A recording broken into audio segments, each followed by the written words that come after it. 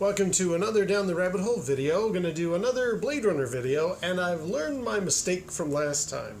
I tried to discuss, because I've done quite a few Blade Runner related videos on my channel, and a lot of people have really liked them. They've wanted me to do more content on the topic, so sure.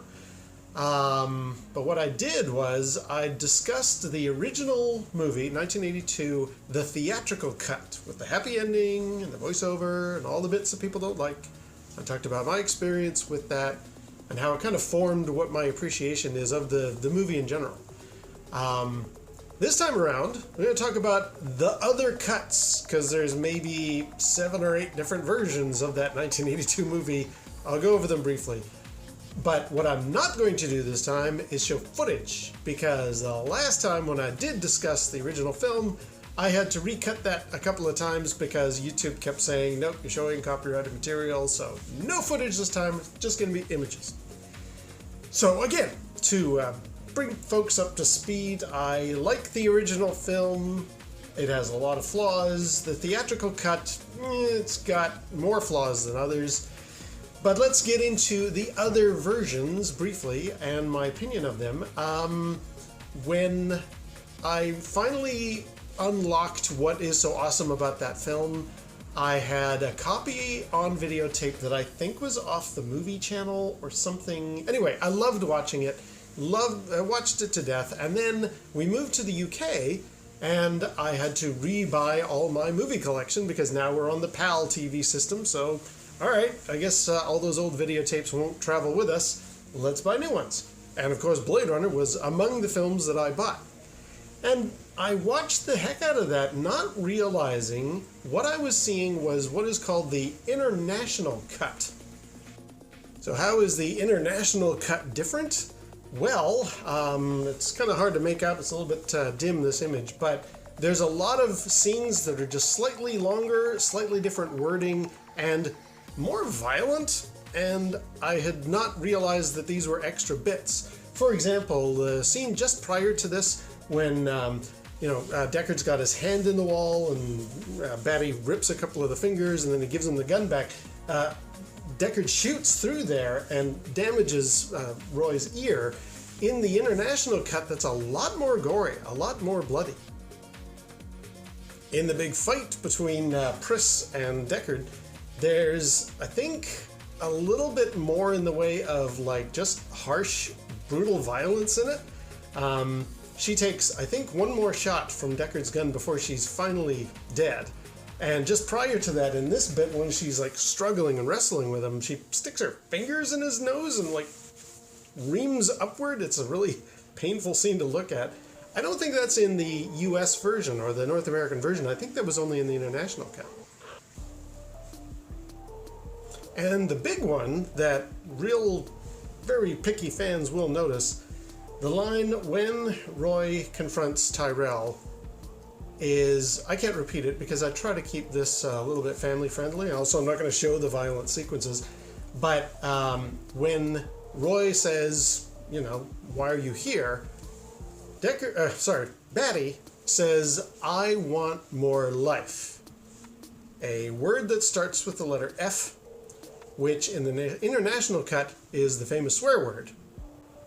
And yet, in the US North American version, the one that I had originally seen, I was surprised to discover it's actually, I want more life, father? That doesn't sound right. And interestingly, I moved back to Canada not long later, and I once again collected these various movies that I had.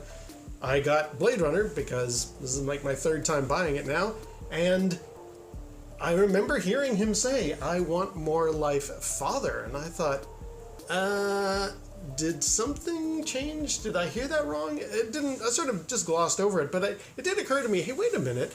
The bit where it gets shot in the ear is a lot less violent, and where's the nose bit? There's differences here. I had no idea there were different versions, and there were different versions. Personally, I'm going to stick with the international cut as being the best one and the one that I wish I had. I do have a boxed set that has 5 of the 9 different versions that exist out there. And so I can watch the international cut anytime I like. But it just seemed very sort of glaring to me. Why is he saying, I want more like father? I know what he originally said. That's not father. Having moved back to Canada, a buddy of mine who's huge into Blade Runner, Doug, I know you're watching, he was always telling me, oh man, these different versions. Did you know about like the work print version or the San Francisco sneak preview version? All these things. I was like, what? How many changes did Ridley Scott make to this film, or the studios, or whomever? Like, I had in my mind what that movie was, and now I'm discovering there's all these different sort of variations that exist out there. Big long story attached to all that. Why have I got this scene of Leon shooting? Well, my buddy Doug would often show this one bit. I don't have it, and again, I don't want to have any like gore or violence on my channel.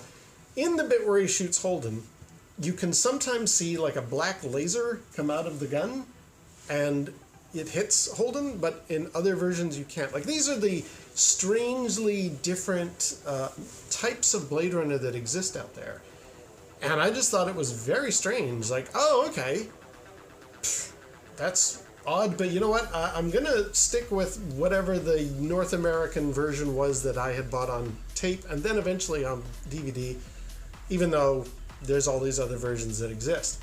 And I wanted to just gloss over them. So there's good articles online about what's in all these different versions. They are not glaringly different from each other. There's just a bit more violence, slightly different lines of dialogue, a couple of more effects sequences, but the voiceover is always there, except I think in the sneak preview San Francisco work print or something. No, the work print doesn't have it. And the sneak preview in San Francisco has a different version. You can really like fall down a huge big hallway of different versions of Blade Runner to investigate for this. But at the core, they were all pretty much the same film. No unicorn sequence re-added, no change to the voiceover really, except for a couple of lines here and there. And I thought, well, I'm not going to do a video about each of those versions. I'm kind of just roping them all into this one, just to discuss. It had come as a surprise to me, knowing that I had seen one version originally, then the international cut, and I took that to be the version forever. And then to discover through my buddy Doug and all these other eventual online sources, there were a whole pile of different versions of Blade Runner that existed. And then eventually, Ridley Scott released the director's cut in the 90s, I want to say. Yeah, I think it was the 90s. Anyway, I saw that thinking, oh man, this is going to be great to be able to go to the theater and see Blade Runner, because I had never seen it in the theater. I told the story of I had passed it by. I was too young to get into a restricted film, and I had no interest back then. Now that I'm super interested, I want to see this movie in the theater. And the first moment that I realized more changes had occurred happened in this sequence when Deckard's waiting at the noodle bar. He's the next one to be waved up.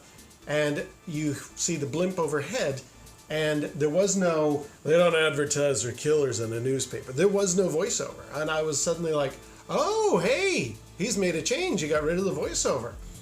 Interesting. Okay, that's cool.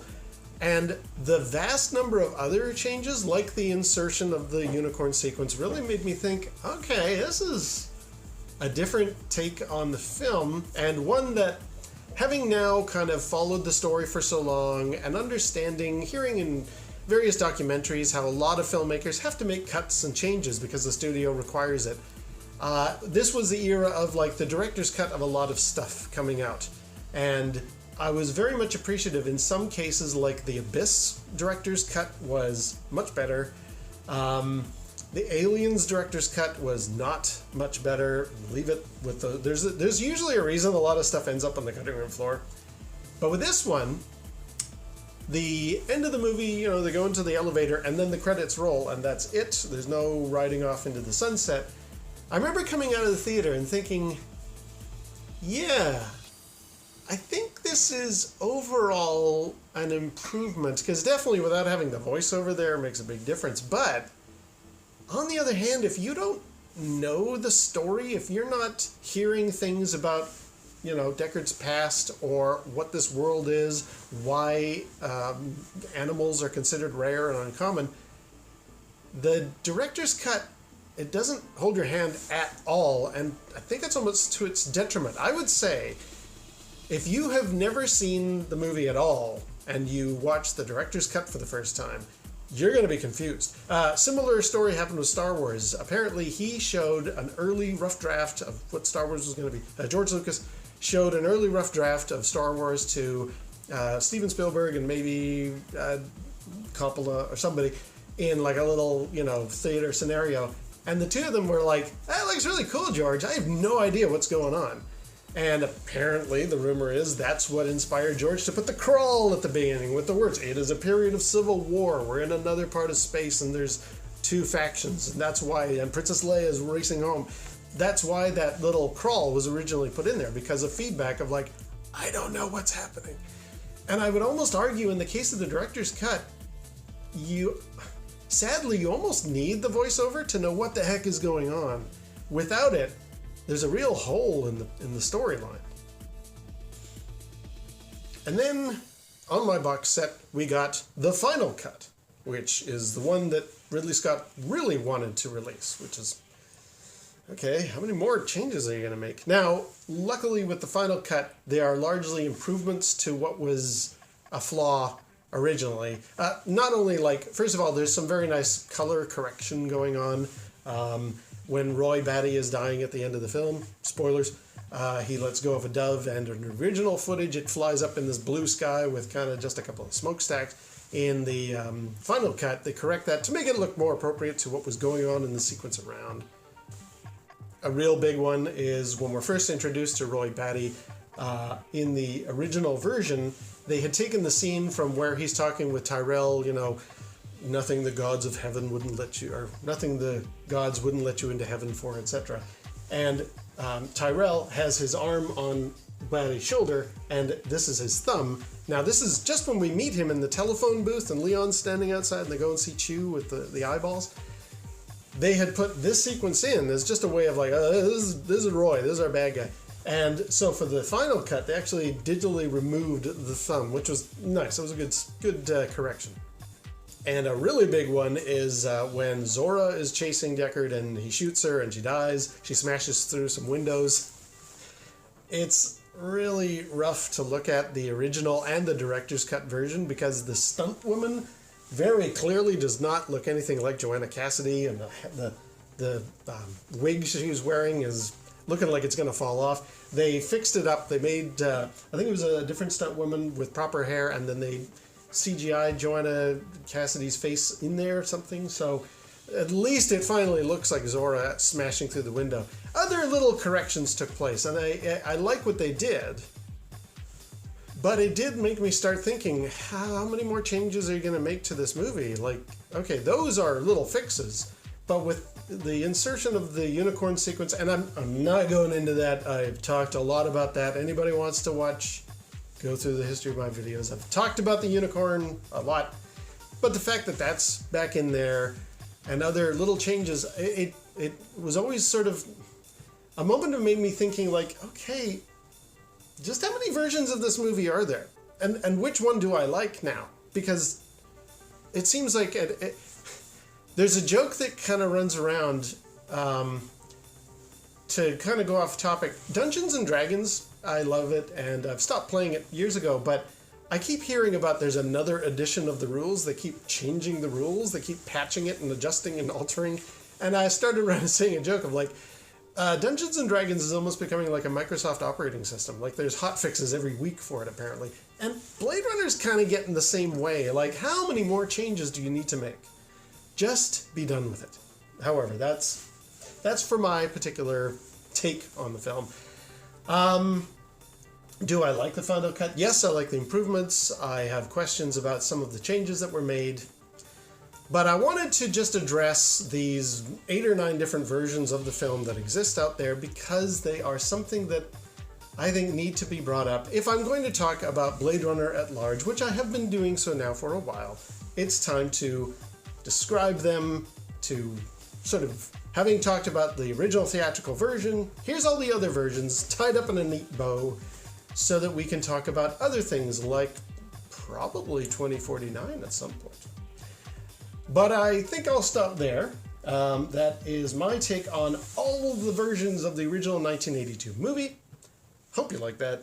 And until next time, we'll see you down the rabbit hole.